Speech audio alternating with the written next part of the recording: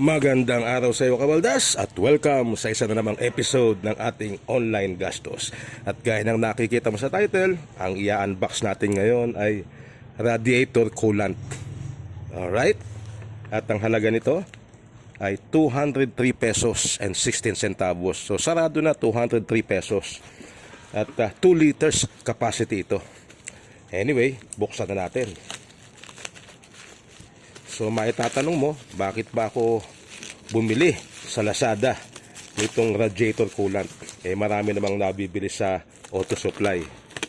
Well, kung ikaw ay nagkokotse, bumibili ka ng ganitong radiator coolant, mapapansin mo sa mga auto supply.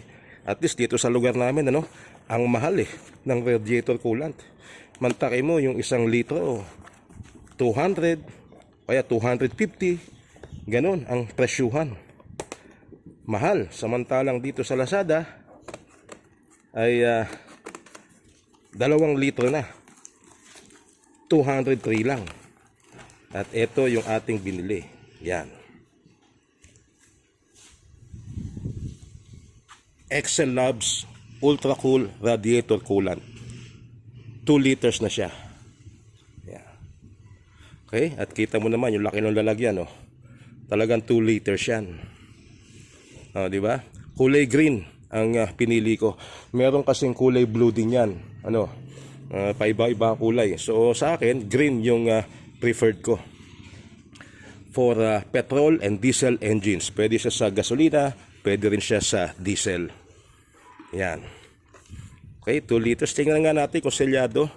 Ito naman, pinili ko ito. Una-una, mura siya. Pangalawa, marami ding magandang reviews.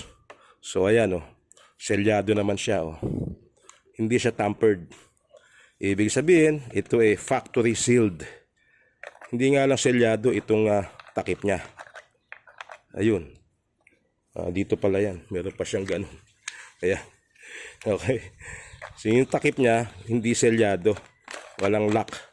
Pero itong loob niya, ayan, kita mo naman, selyado siya. So 203 pesos. Kasama na dyan ang shipping fee, ha? So ito 38 pesos Alam ko pumapatak lang ito 166. 166 pumapatak ito. Wala pang shipping fee. So dahil may shipping fee, inabot ng 203 pesos. Pero murang-mura pa rin kumpara sa mga nabibili sa lugar namin dito sa mga auto supply na 250, 240, pinakamura 200 pesos, 1 litro lang. Ito 2 liters na siya. Alright. So, yung laman niya, mabigat naman siya. So, more or less 2 liters din capacity talaga to. Ayan, mabigat siya Mararamdaman mo naman kung kulang ang laman So, na-share ko lang. Kung ikaw halimbawa ay may kotse at nangangailangan magpalit ng radiator coolant, Hindi ito sponsored, Sineshare ko lang sa inyo itong aking nabili na radiator coolant. Pwede mo ring subukan maghanap sa Lazada. At iba-iba ang presyo niyan. Merong mahal, merong mura na kagaya nito. Excel Labs ang tatak niya. Alright. Meron ba expiration to mga to? Ayan, meron nga Manufactured September 2, 2023. At ang expiry niya September 1, 2026. Di ba? Ang tagal pa nito. Kulang-kulang 3 taon pa. So, yan po yung ating very short video unboxing ng radiator coolant 2 liters ng halaga ay 203 pesos kasama na ang shipping fee. Maraming salamat sa panonood, Kabaldas, at magkita-kita tayo sa iba pa mga videos ng online gastos. Babu!